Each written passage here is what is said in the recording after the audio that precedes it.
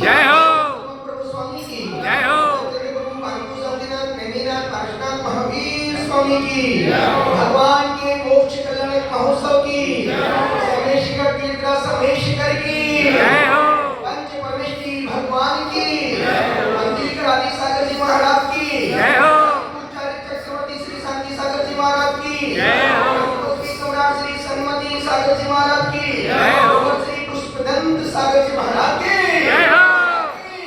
महाराज की वृंदावनाचार्य श्री प्रसन्न सागर जी महाराज की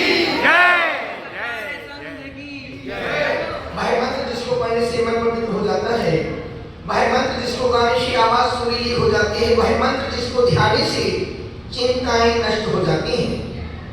इकलौता संसार का नमोकार महामंत्र है जिस मंत्र में द्वादशांग का रहस्य छुपा हुआ है। यदि कोई उस मंत्र को यदि उसको कोई उस मंत्र को कोई व्यक्ति 9 बार पढ़ ले उसे चारों अनुयोगों के स्वाध्याय का फल मिलता है। ये हमने धवला की प्रस्तावना में पढ़ा था। उस नमोकार लेकिन अपने समाज में जो चीजें फोकट में मिलती है ना, लोग उनकी कद्र नहीं करते। यदि उस मंत्र को सिर्फ व्यक्ति हजारों मंत्र को छोड़ दे, सिर्फ एक ही मंत्र को जितनी बार पढ़े व्यक्ति उतना उस मंत्र का लाभ उठा सकता है। उससे लाभ होगा कि नहीं होगा, पर जो पुण्य बढ़ेगा, जो ज्ञान बढ़ेगा, जो पुण्य की संपत्ति बढ़ेगी, आप कल्पना भी नहीं कर सकते। पर रोज पढ़ते चतारी मंगलम अरेत मंगलम सिद्ध मंगलम साधु मंगलम खुल्ला खुल्ला के तो पढ़ते हो, कहाँ पुण्य मिलेगा? आचार्य कहते नहीं है, मंत्र को मंत्र जैसा पढ़ना चाहिए। इसलिए हम जब तपस्वी सम्राट गुरुदेव के चरण वंदना की 2000 सन 2000 चतुर्मास करके अहमदाबाद से सम्मिश्र कर रहे थे। गुरुदेव भोपाल के पहले साधन की बात बीच में मिली थी। गुरुदेव कोई मंत्र बतला दो, मुझे कुछ याद नहीं रहता। पहले अपने जिस साधु से मिलते थे, महाराज जी कोई मंत्र बतला दो, मुझे कुछ याद नहीं रहता है। बेटा जाओ इस मंत्र का जाप करो। हमने मुझे 3 बड़े आचार्यों ने गुरु मंत्र दिए। एक तो आचार्य समंत्र स्वामी कुंभोज बाहुबली वाली। जब हम लोग ब्रह्मचारी अवस्था में सन 88 में गौमटेश्वर की यात्रा करने जा रहे थे, उस समय उनकी कुछ संलिग्न चल रही थी। तो हमने कहा महाराज जी और हम पुष्पदंत सागर जी के संग से आए हैं, उनके ब्रह्मचारी हैं और गौमटेश्वर की यात्रा करने जा रहे हैं। गुरु जी हमको मतलब बता तो मुझे कुछ याद नहीं है। अपन भी उनकी मुस्कुराहट से लगा तब कहना चाहते, पर कई बार होता है ना कि व्यक्ति डांटता पर चाहे वो मुस्कुराहट भी और डांट भी है, आंखें लाल भी करे और भीतर से कोई बात नहीं बेटा, मैं कोई नाटकी काम कर देगा। तो मुझे लगा बोले मैं आहार करने जा रहा हूँ, पर वो आहार करने के लिए चले गए। आहार करके फिर आए और हम लोग को निकलना था 2 बजे और हम फिर उनके पास 1:30 बजे महाराज जी फिर मुझे याद नहीं रहता है। लोग बैठ उन्हें पेंसिल उठाई और कागज पे मंत्र लिख दिया और वो मंत्र तब से हम आज तक रोज उसकी 3 माला फेरते ही फेरते और उसके बाद से जो दिमाग भूलना बंद हो गया। याद नहीं होता था पर भूलना बंद हो गया। फिर हम एक और आचार्य से मिले, आचार्य संतोष महाराज जी ऐसा उन्होंने एक लिखित मंत्र दिया, इसे रोज इसकी एक माला फेरा करो। और जब गुरु कोई लिख के मंत्र दे, मान के चला अब वो मंत्र प्रतिष्ठित हो गया। क्योंकि दुनिया के सारे मंत्र कीलित हैं। आप कोई भी किताब उठा के कितने मंत्र जाप करो, मंत्र जपने से पुण्य तो मिलेगा, लेकिन उसका फल कार्य की सिद्धि कभी नहीं होगी। और एक मंत्र भद्रबाहु आचार्य के समय से कीलित हो गए, उन्होंने मंत्र कीलित लॉक कर दिए। और एक मंत्र मुझे दिया सब आचार्य निर्मल सागर की भाषा में। जब हम 2099 वृंदावन की यात्रा गए थे, महाराज जी मंत्रों जाप करते कुछ बेटा ये सब मंत्र किए थे गुरु जी इसकी चाबी उन्होंने मुझे मंत्र खोलने की चाबी दी थी आचार्य निर्मल सागर महाराज साहब की। और जब मैं आंखों से अंधा हो गया था प्रतापगढ़ चतुर्मास में 91 के चतुर्मास में, तब उस समय गुरुदेव ने मुझे लिख कर के मंत्र दिया था बेटा बिना गुरु की आज्ञा से मंत्र जाप करोगे तो पागल हो जाओगे, तुम अंधे हुए हो। तब उन्होंने लिख के मंत्र उसके बाद से फिर ना अंधे हुए ना पागल हुए, फिर तो परमहंस ही बन गए। कहने का मतलब है कि मंत्र नमोकार मंत्र बहुत पावरफुल है, पर हमने उसके पावर को हमें से कभी यूज नहीं किया, क्योंकि हमने उतने मन से मंत्र को पढ़ा ही नहीं पढ़ा है। पर ऐसे ऐसे लोग आते हैं, ऐसे लोग महाराज जी आपने मैं देख रहा था, आपने बताया था इस मंत्र को पढ़ने आज गुरु जी में आप इस मंत्र को पढ़ के वहां गया, ऐसा काम हो गया। वो तो तू तो काम के पढ़ने के लिए गया था, वो तो छोटा सा काम हुआ है। अरे इस मंत्र को पढ़ने से तो कंकर शंकर बन जाता है, बीज वृक्ष बन जाता है, आदमी महापुरुष बन जाता है, चेतन भगवान बन जाता है इस मंत्र में। और इस मंत्र को किस किस से नहीं पढ़ा, पर अपन पढ़ते हैं तब भीतर से जुबान ही की लपलपाती है, माला घूमती रहती, माला गिनती तो बढ़ रही मंत्रों की, पर भीतर की संख्या कम हो रही है। और इसलिए निवेदन कर रहे हैं नमोकार मंत्र एक इकलौता मंत्र है। तब तपस्वी सम्राट गुरुदेव ने कहा था कि बेटा इस मंत्र को तुम रोज 108 बार पढ़ा करो। और एक बार आचार्य विद्यासागर महाराज गुरु मंत्र दे दिया कि मैं ऐसा करता हूं तुम भी ऐसा करो। कोई गुरु किसी को कुछ देता नहीं है, कोई गुरु शिष्य को सब कुछ बताता नहीं है, देता नहीं है। कौन भाई?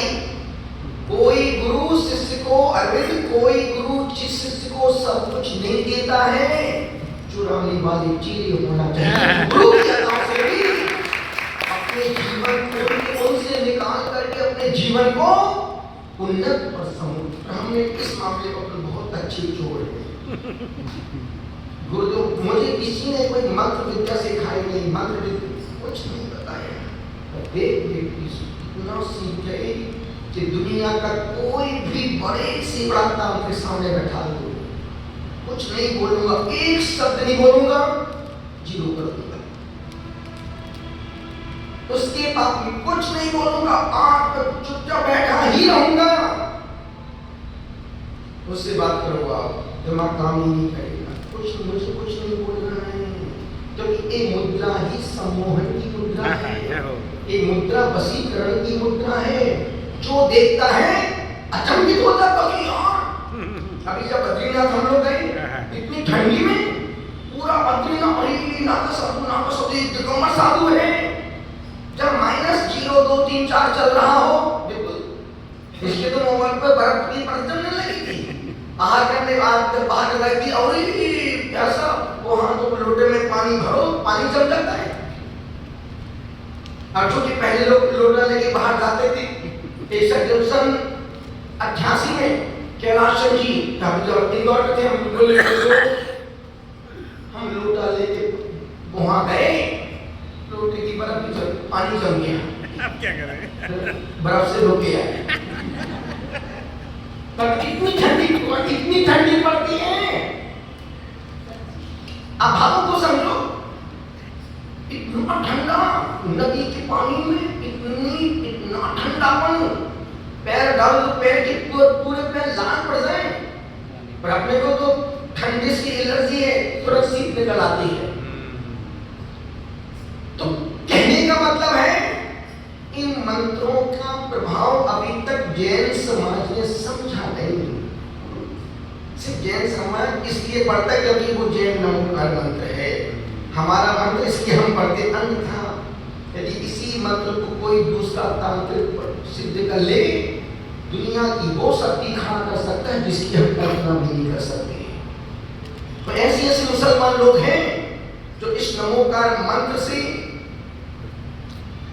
दुनिया के काम कर देते हैं, अधमरे आदमी को जिंदा कर देते हैं। सिर्फ एक हम ही लोग हैं जो दूसरों अपने काम भी दूसरों के पास भरते हुए दुनिया पता कौन सा वो मंत्र भले को नमोकार मंत्र पढ़ रहे हो, पर तुम्हारी श्रद्धा अपने मंत्र पर नहीं है, उन पर है। अपना नमोकार मंत्र पानी पढ़ के किसी को पिला दो, अधमरा व्यक्ति बैठ जाएगा, बैठा व्यक्ति खड़ा हो जाएगा, खड़ा व्यक्ति सोना दौड़ लगा देगा, तो लेट जाएगा, दौड़ लगा देगा। पर श्रद्धा जितना अटैचमेंट होगा मंत्र से, उतना ही वो मंत्र काम करता है। हमने तो तब से आज तक कोई मंत्रों की जाप नहीं की, पर जो गुरुदेव ने बतला दिए और जो गुरुओं से मिले हैं, उसके अलावा कोई मंत्र, अपना एक मंत्र से हम 1000 काम कर सकते हैं। जो काम करना हो सिर्फ उसको दिमाग में रखो और उस मंत्र का जाप करो, वही काम होगा। जो काम, जैसा काम जब चाहो। सिद्ध भक्ति क्या है? दुनिया के काम सिद्ध कर सकते हैं। जब हमने उस दिन कहा कि भाई मेरे जन्मदिन पर मुझे कोई गिफ्ट चाहिए, किसी पर पहले तुमको देना है कुछ, तो नमोकार 56 बार पढ़ लेना दिन भर में। बिट्टू बेंगलोर ने 56,000 एक साल में सिद्ध भक्ति पढ़ने का संकल्प किया। 56,000 एक साल में पढ़ने का संकल्प, और अभी चतुर्मास में 1.25 लाख करने का संकल्प किया। दिवाली दिसंबर तक 1.25 लाख सिद्ध भक्ति पढ़ेगी। कुछ कितने लोग नियम लेके गए हैं। एक लेडीज ने हैदराबाद की कौन, उसने गुरुदेव में एक महीने में 56 बार पढ़ी। बहुत बड़ी बात है, अच्छी बात है। 56 बार भी कम नहीं होती है बाबू। जब पढ़ने बैठो तो तारे जमीन पे आ जाते हैं। जब एक साधारण व्यक्ति का मौका में 56 बार जब ताली बादल नहीं पढ़ पाता है, सिद्ध भक्ति तो 56 बार भी बहुत बड़ी बात। एक व्यक्ति ने नियम लिया कि गुरुदेव में एक साल में 1.25 लाख जब करूंगा, इसी नमोकार चत्तारी मंगल वाले, बहुत बड़ी बात है। पर ऐसी प्रेरणा जब मिलती है तो आदमी अपने कार्य में उत्साहित हो जाता है। निवेदन करो, एक और काम इसने नियम लिया था अभी 3-4 दिन पहले कि महाराज हम भी 56 बार नमोकार चत्तारी मंगल और 56 बार सिद्ध भक्ति रोज पढ़ेंगे। बहुत बड़ी बात है 56 बार पढ़ना। और हम आज भी रोज 108 बार सिद्ध भक्ति आज रोज पढ़ते हैं। हम कोई बात हवा में नहीं बोलते, हम वही बोलते हैं जो जिस चीज से तुम्हारे जीवन में उन बड़े प्रकार सिद्ध हो जाए। अंताजी नंदीश्वर भक्ति कौन साधु पढ़ा रहा है? किसको पढ़िए? सब विधान पूजा पाठ में लगे, फंड इकट्ठा करने में लगे, पर नहीं। श्रावक के पास जब पुण्य होगा तो लक्ष्मी आएगी, और लक्ष्मी आएगी तो देने का भाव भी होगा। और नंदीश्वर भक्ति अभी कितने लोगों ने हम 1 महीने में 50 बार सिद्ध नंदीश्वर भक्ति पढ़ेंगे। हम 1 महीने में 56 नंदीश्वर भक्ति 56 एक महीना में 3 बार नंदीश्वर भक्ति पढ़ने का नियम लिया। बहुत बड़ी बात है। अपने को लगता कि यार 3 बार कोई बड़ी बात, जब खुद पढ़ो तब लगता कि यार बहुत बड़ी बात है, बहुत बड़ी बात है। और नंदीश्वर भक्ति ऐसे लोग पढ़ना सीख गए इस लाइव यूट्यूब चैनल से। महाराज इतने सारे लोग बोले भाई पहले हम पढ़ते थे तो, लेकिन आपने जो पढ़ लय बताई, अब हम लय से पढ़ते तो अशुद्ध भी शुद्ध हो जाता है। और ऐसी चैत्य भक्ति पहले भी कहा था, यदि व्यक्ति को 5 भक्ति आ जाए फिर उसको पुण्य की कोई कभी जिंदगी में पुण्य की कमी नहीं पड़ सकती है। रोज इन 5 भक्ति को पढ़ो। रोज 5 भक्ति पढ़ने से जिंदगी में कभी तुम दरिद्री नहीं होगे, कभी तुम्हारे दिन दुर्दिन नहीं होंगे, कभी तुम हम कर्ज की दावेदार नहीं बनोगे। क्यों? उसमें इतना पुण्य है। जब पुण्य बढ़ेगा तो अपने आप सब सुख 10 दिशाओं से आएंगे। सिद्ध भक्ति पंचगुरु भक्ति, शांति भक्ति, चैत्य भक्ति और नंदीश्वर भक्ति। चैत्य भक्ति के बाद तो तीन भक्ति और बहुत सरल है और छोटी वाली सरल वाली पढ़ेंगे। शरीर वाली पंचगुरु पंचांग मनोमयान, क्योंकि वो पढ़ने में आनंद आता है। अब जो उसमें वो इसमें और दोनों आचार्यों की भक्ति है, अपने तो कोई है ही नहीं, आचार्य की भक्ति है, वो तो कुंभ आचार्य महाराज की भक्ति है। तो निवेदन कर रहा हूँ, अपन वो मंत्र नमोकार पढ़ते हैं जिस मंत्र को पढ़ने से, और आप देखो ना, नाग नागिन तो नमोकार में सुनाए वो धरती से भगवती बन गई। कुत्ती ने सुना, कुत्ते का जीव देवता बन गया। जब कुत्ता देवता बन सकता है तो तुम नमोकार मंत्र पढ़ के भगवान क्यों नहीं बन सकते हो? बन सकते हो, पर तुम आलसी अजगरानंद महाराज हो, तुमसे कुछ भी नहीं होता। बस 9 बार नमोकार मंत्र की ईमानदारी से कहां पढ़ पाते हो?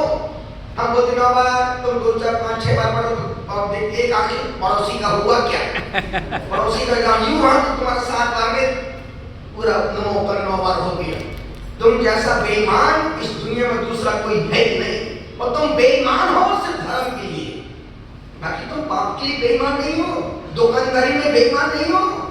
धर्म के मामले में तुम जैसा बेईमान इस दुनिया में दूसरा कोई व्यक्ति नहीं होता। यदि तुमने नियम ले लिया रात में नहीं खाएंगे तो तुम रात में नहीं खाने के बताओ तो अनाज नहीं खाना, बाकी हमें थोड़ी नहीं मिली है, बाकी फलहारी तो आने दो और जाने दो। रात में हमने पानी का त्याग किया, डाब का पानी थोड़ी त्याग किया है।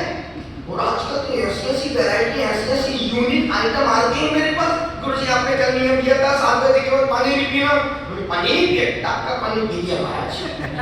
अरे बेवकूफ, डाब का पानी वो पानी नहीं है, नहीं वो तो पानी अलग है ना, वो पानी अलग है, वो तो पानी में और पानी का नियम लो।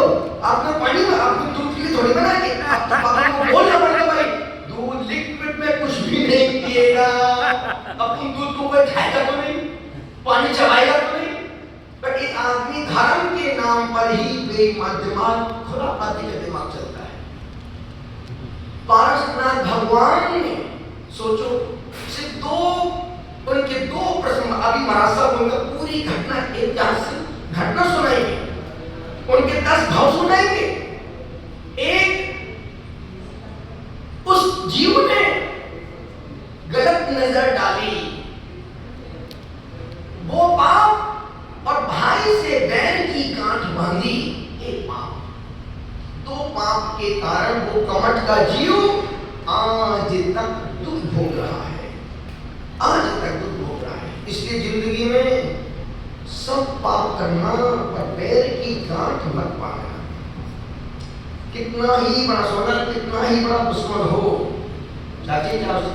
कितना ही बड़ा कैसा भी हो, लड़ना झगड़ना पीटना पिटना मारना, पर पैर की गांठ नहीं बांधना। लड़ना झगड़ना कोई बुरा नहीं, बाहुबली भरत भी लड़े थे, लड़ना एक हमारी संस्कृति है, लड़ना झगड़ना, तो बैर की गांठ उन्होंने नहीं बांधी थी। बैर की गांठ बांधने से तुम्हारे सारे भाग्य के द्वार बंद हो जाते हैं। कोई कितना ही दुष्ट अधम, हेलो क्या हो रहा है बाबू? कोई कितना ही दुष्ट हो, अधम व्यक्ति हो, तब भी तुम उसके प्रति अपने मन में प्रेम, समता, सद्भाव, मैत्री का भाव रखना। वो तुम्हारी बात कितना ही अशुभ सोचे, बुरा सोचे, इसका सत्यानाश हो जाए। ध्यान रखना, गधे को लात कौन मारता है? गधे की लात का जवाब लात से कौन देता? समझदार की गधा, बोलो ना। ओके, यदि किसी ने आपको गाली दी, गाली का जवाब मूर्ख देगा कि गाली का जवाब गाली से समझदार देगा? हमें आगे बोलो ना, सब कुछ नहीं बोलो क्या? ध्यान रखना, गाली का जवाब देने वाला समझदार नहीं हो सकता। लात का जवाब लात से समझदार नहीं, गधा ही देगा। और आज की तारीख में तुम यदि किसी को एक गाली दोगे तो एक गाली 4 का रिटर्न टिकट वापस लेके आएगी। तुम किसी के घर में छोटा सा कंकर फेंक के मारो तो वहां से बंदूक की गोली आएगी। हम किसी से कम नहीं। और तुम किसी के घर में आज नमकीन का पैकेट भेजो, कल सुबह मिठाई का डब्बा घर में पहुंच जाएगा। इसलिए जिंदगी में सब पाप करना, 3-4 पाप नहीं करना। पहला पाप, बैर की गांठ बांध के नहीं मरना। जो लोग बैर की गांठ बांध के मरते हैं जिंदगी भर दुखी परेशान रहते हैं और बाद में मरने के बाद कमठ की वंश में पैदा होते हैं। और जो लोग बैर की गांठ खोल के जीते हैं वो पारसनाथ जैसे मुस्कुराते हैं और मरने के बाद पारसनाथ के वंश में ही पैदा होते हैं। इसलिए बैर की गांठ बांध के नहीं, कोई कितना ही दुष्ट हो पर तुम उसके सामने दुष्ट मत बनना। सोचना भाई उसका स्वभाव ही ऐसा है। कई लोग होते हैं चिल्लाते हैं, चिड़चिड़ करते हैं, बार-बार तकलीफ करते हैं।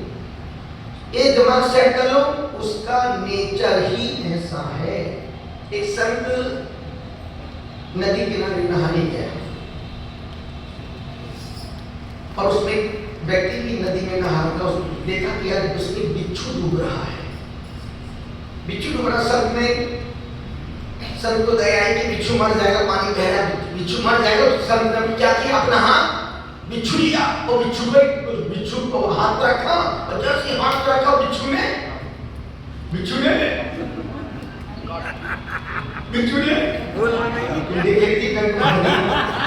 तो नदी के एक पास में नहा रही थी, नदी के पास बैठ करके जब डंक मारा तब एक पास में तो थी।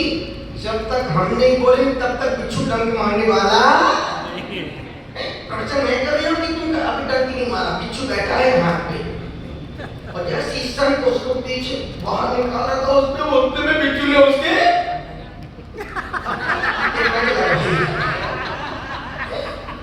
और बिच्छू ने उसके हाथ में अनुभूति डंक मार दिया। अब डंक मारा, जैसे डंक मारा बिच्छू तुरंत सब नहीं हाथ मार दिया, फिर बिच्छू पानी में गिर गया।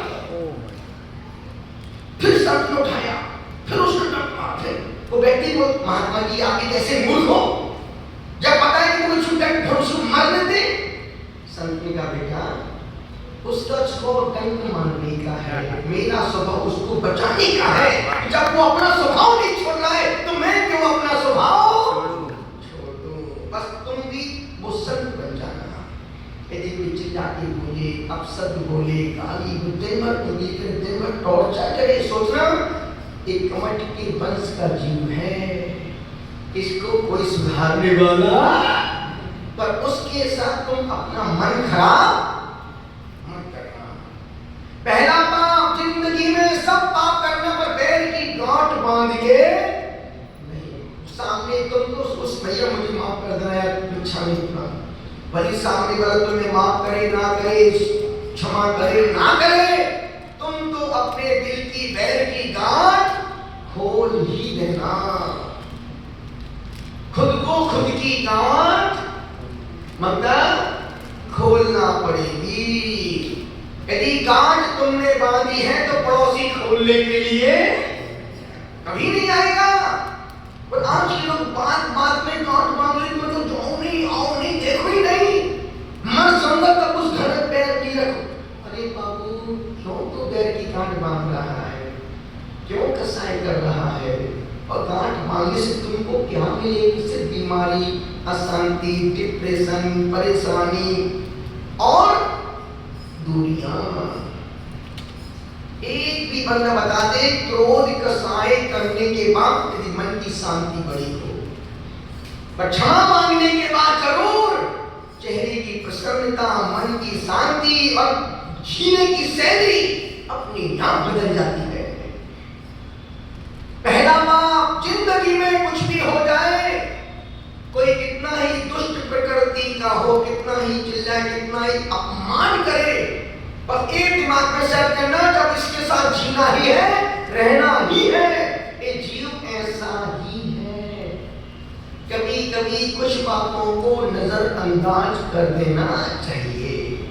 कभी कभी समझदार होने के नाते कोई कोई कार्यों को नेग्लेक्ट कर दो, देखो अनदेखा कर दो। जो बातें काम की उसको अनसुना कर दो, लेकिन तुम इतने बेईमान हो, जो काम की बातें नहीं होती तुम उनको भीतर से कर लेते हो, और जो काम की होती हैं उन्हें तुम अंदर पहुंचने देते ही नहीं।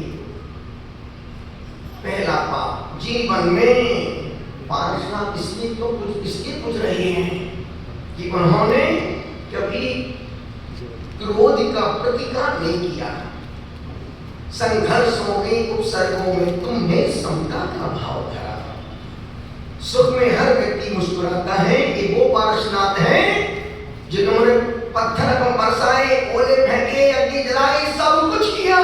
उसके बावजूद भी मैं अपने जब वो अपना दुष्ट जीव अपने स्वभाव को नहीं छोड़ता है, तो मैं क्यों अपने भगवान स्वभाव को छोड़ूं? कितना कठिन काम है। हम पिछली गुरु पूर्णिमा के दिन अरविंद जब गुरु पूजा हुई तो हमने 9-10 आचार्यों के नाम लिए। उसका एक्शन ये आया, अब हर साधु अपना नाम मंच पे बोलेगा। या प्रशंसा पर जिन देखो गुरु पूर्णिमा के दिन 10 आचार्यों की, गुरुओं की पूजा की।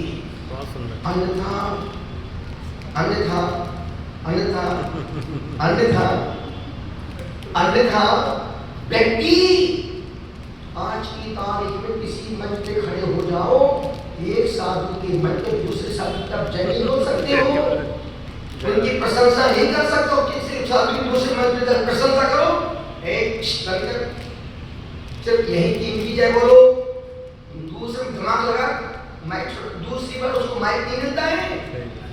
एक ही पूरे भारत देश का संघ है जिसमें संपूर्ण आचार्यों की परंपराओं के यहाँ पे जाते हैं, और उनके रोज क्यों हमने सिर्फ मेरी भावना को पढ़ा नहीं है, गुणी जनों को देख हृदय में मेरे प्रेम उमड़ा है। हमने उनसे उनके गुणों को लिया है, चाहे विद्यासागर जी हो, चाहे विशुद्ध सागर जी हो, चाहे विद्यानंद जी महाराज हो, चाहे पुष्पदंत सागर जी हो, चाहे वर्धमान सागर जी हो, और चाहे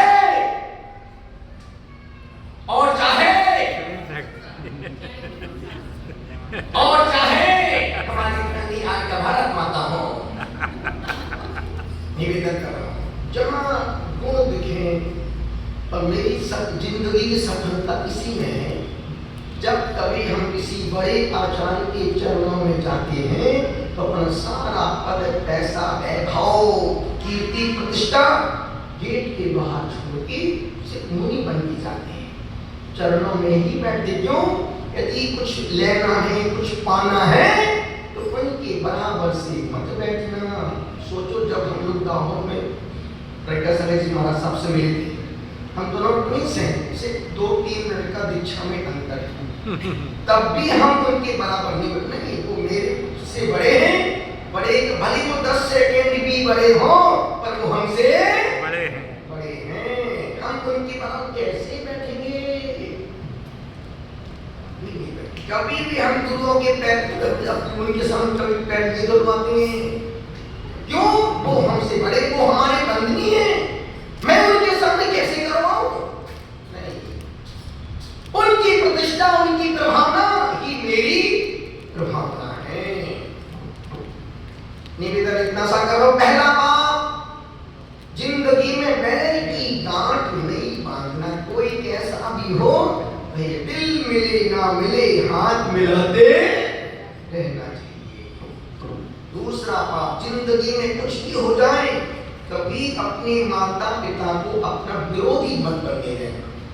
यदि उनके मन में तुम्हारे प्रति द्वेष का भाव है, क्लेश का भाव है, तुम्हारे कारण से उनके मन में संकल्प विकल्प हो रहे हैं, जिंदगी में तुम पैसा तो कमा लोगे, पर सुख शांति को नहीं कमा पाओगे। कैसे भी हो, वो हमारे माता पिता हैं, और माता पिता के चरणों में माथा रखने से अपना कौन सा ईमान घटना है, बल्कि इज्जत ही बढ़ेगी। तीसरा पाप, इतने साधु सन्यासी हैं भारत देश में, सबका सबसे मन नहीं मिलता है, कोई बात नहीं, मन मिले ना मिले, पर कभी किसी साधु सन्यासी का, त्यागी वृत्तियों का अपमान नहीं करना। यदि हम नहीं कर पा रहे, कम से कम वो करें ना करें, पर हम तो भाई आप हमको प्रशंसा को नमस्कार नहीं करते, आप हमारी मुद्रा को नमस्कार करते हैं, आप हमारे पीछे कमंडल को नमस्कार करते हैं, आप हमारे भगवान महावीर की जो मुद्रा है उसको प्रणाम कर, आप प्रशंसा कर, प्रशंसा 50 प्रशंसा कर आएंगे तो चले जाएंगे। हमने इस मुद्रा में महावीर को देखा है, इस मुद्रा में कुंदकुंद को देखा है, इस मुद्रा में समर्थ स्वामी को देखा है, इस मुद्रा में हमने अखिलेश निखिलेश महाराज को देखा है। इसलिए मैं 9 पद्म सागर को नहीं मानता हूँ, इस मुद्रा में उनको देखता हूँ तो अपने आप हमारे हाथ जुड़ जाते हैं। और 5 उंगलियां एक सी कभी नहीं होती। हर साधु की अपनी चर्या है, अपनी क्रिया है, अपने काम है, अपने कर्तव्य है। क्यों किसी के कार्य में, क्रिया में अपना माथा लगाना, और अपने पास माथा है भी कितना, वो कौन सी क्रिया, कौन सा कार्य किस भाव से करते हैं, अपन क्यों दिमाग लगाएं। अपन तो उनकी मुद्रा को देखो, नमो सिद्धारम, नमो शिव महाराज। अपन तो अपना कार्य करो, दुनिया जाए, आए तो बाहर में जाए, मंदिर में जाए, बाहर में जाए, निवेदन कितना सा कर रहा हूं। पहला पाप, बैर की गांठ बांध के नहीं मरना। दूसरा पाप, अपने माता पिता को अपना विरोधी नहीं बनने देना। यदि वो बोलते बेटा ये काम नहीं करना तो बिल्कुल दिमाग में लगाना। क्यों? वो हमारे वो कुछ ना कुछ सोच के ही मना कर रहे हैं। तुम्हारे पास 100 ग्राम का दिमाग है और उनके पास एक पसेरी का दिमाग है 5 किलो का, और तुम उनसे अपना दिमाग लगा रहे हो। तुम अपनी दिमाग की तुलना अपने बाप से कर रहे हो। मूर्ख हो मूर्ख।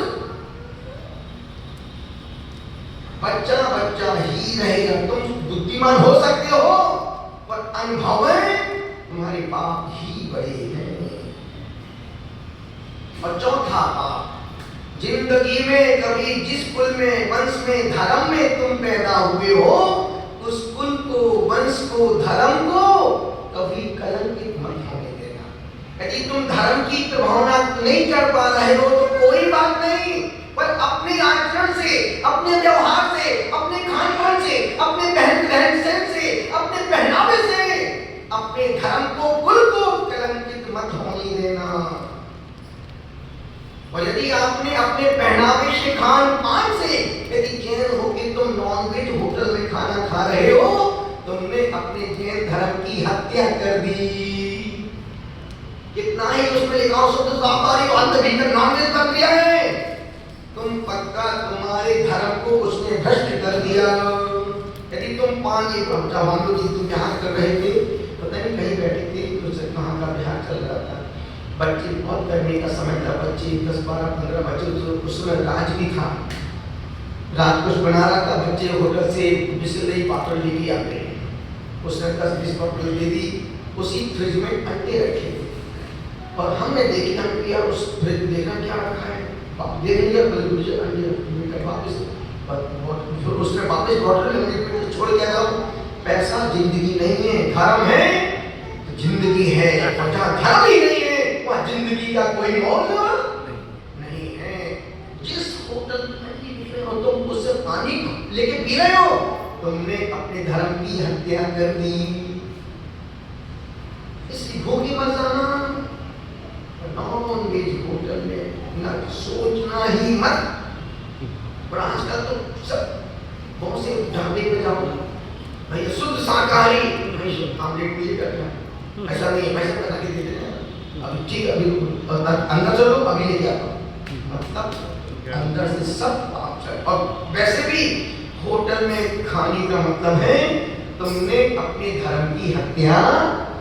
वो जितना भी होटलों में जो बन रहा है, जो मिल रहा है, वो अभक्ष के अलावा कुछ भी नहीं है। कितना ही मोमोज खाओ, कितना चाउमीन खाओ, कितना ही पिज्जा, डोसा, कुछ भी खाओ, सब रफमाल ऊपर की सुंदरता है, पर भीतर तो जो गंदगी भरी है ना, तुम कभी यूट्यूब में देखो ना, तुमको सब पता है।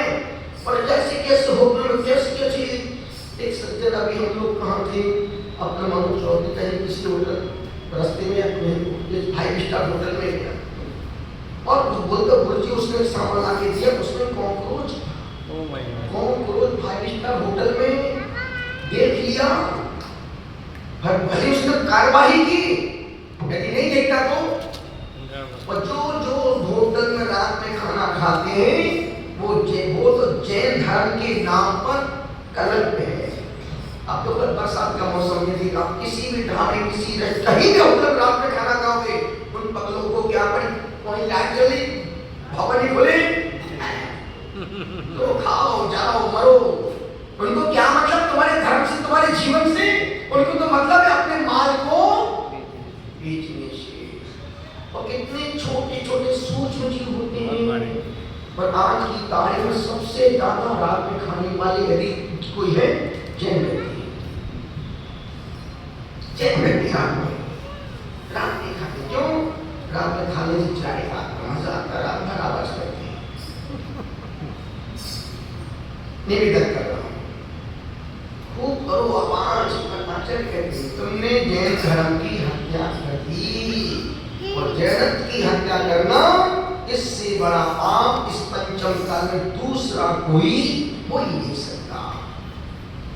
तो निवेदन कर रहा हूं, पारसनाथ भगवान के निर्माण, आप अपन पूरी कथा सुनेंगे महाराज सबके मुख से, और उनके मुख से बहुत अच्छी, क्योंकि हमारे बड़े बुजुर्ग सियानी महाराज हैं, इन्होंने प्रतिमाएं की पुरानी प्रतिमानियों को जिया भी है। 3 बेटे हैं, थे बच्चे तो अभी भी हैं, और जब भी बच्चे होते पापा का नाम श्री दीपचंद जी, वर्तमान में निर्यापक मुनि श्री नव पद्म स्वामी जी। इतना ही इच्छा ले, जब भी आरती होगी तो माँ बाप का नाम उस आरती में आएगा ही आएगा। किसके लाल, किसके दुलारे, माँ पन्ना के लाल, नवरत्न के दुलार, कितना ही बड़े उपाध्याय, कितना ही मुनि, कितनी बड़ी आचार बन जाए, इनकी पहचान मुद्रा से तो है, पर माँ बाप से भी इनकी पहचान है। चलते हम कर महामंत्र को पढ़ते हैं, फिर कथा सुनते महाराज साहब के मुख से। दोनों हाथों को जोड़ें, रीढ़ को सीधा करें। ओ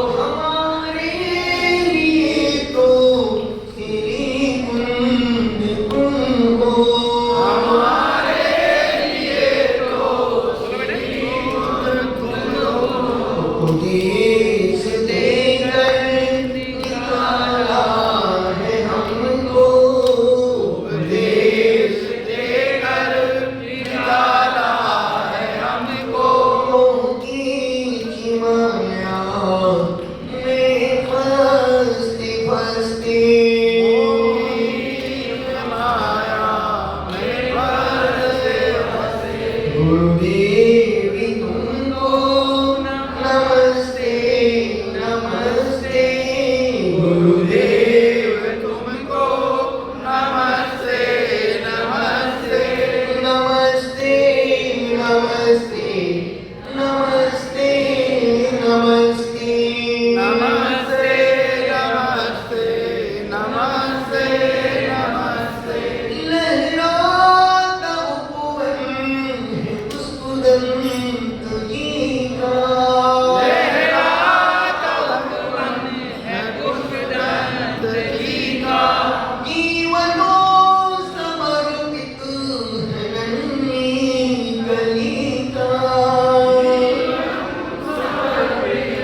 नन्ही कलिका, कलिका हूँ गिनती हे पुष्पदंती गुरुवर, कलिका विनती हे पुष्पदंत गुरुवर, लालो कली को महकते महकते, लालो कली को महकते महकते, गुरुदेव तुमको नमस्ते नमस्ते, गुरुदेव तुमको नमस्ते नमस्ते, नमस्ते नमस्ते नमस्ते नमस्ते, नमस्ते नमस्ते नमस्ते नमस्ते, आने जोने चलुके बने आने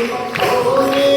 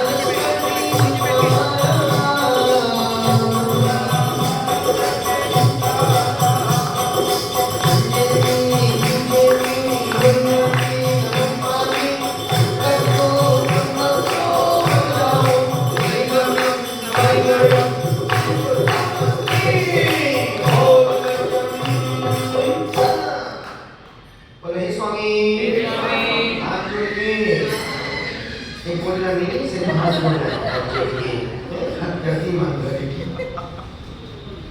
इसकी तो बुद्धि लगाओ कि ये हाथ जोड़ने के लिए बोल रहे हैं, हाथ जोड़ने को बोल नहीं रहे। तुम्हारा हाथ तो ऐसा है जितनी चाबी भरी राम ने उतना चले खिलौना चांद करके तुम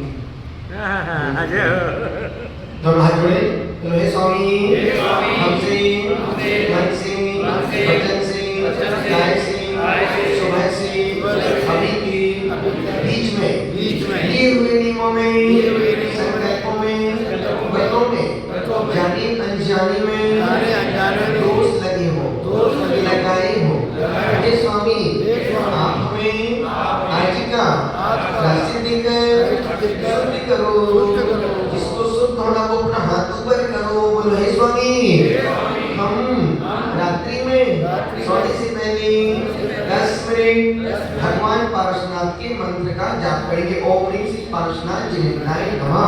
तो यह जितना मोक्ष है हमारी रात तो अच्छी हो ही जाएगी आज, है ना। तो रात 10 मिनट भगवान का नाम का जाप करना, भूल जाओ तो कल 1 घंटे मौन पूर्वक भगवान पारसनाथ के मंत्र का जाप करना।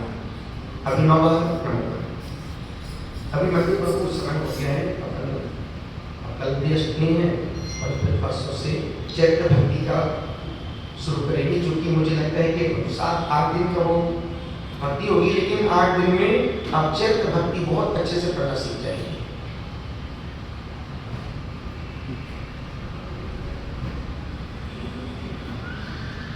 वैसे आज पढ़ने का मन था, लेकिन सोचा कि चलो समय भी हो जाए, फिर अभी याद कथा भी सुनना महाराज साहब के मुखारबिन से, और अभी हमारे उपाध्याय से क्यों समय महाराज साहब का त्रिलोक सरपरत चल रहा है। पहले 5 उपास से शुरू हुआ, 5 उपास, फिर पाना, फिर 4 उपास, फिर पाना, फिर 3 उपास, फिर पाना, फिर 2 उपास, फिर पाना, फिर 1 उपास पाना, फिर अभी 2 उपास पाना, फिर 3 उपास पाना, अब 4 उपास की पाना 3 तारीख को होगी। एक बार जोरदार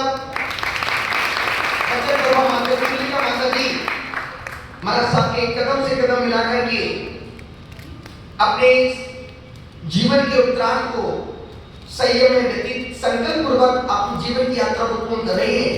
और जो व्रत मेरा चल रहा नंदीश्वर व्रत, हमारे साथ हमारी मातुश्री साधना मां 3 उपास, 2 उपास, फिर पाना, 3 उपास, फिर पाना, फिर 3 उपास, फिर 3 उपास, 12 उपास, इस प्रकार फिर बेला, एक दिशा के 12 उपास, एक बेला 14 उपास, चारों दिशाओं के 56 उपवास और सिर्फ 20 पाना।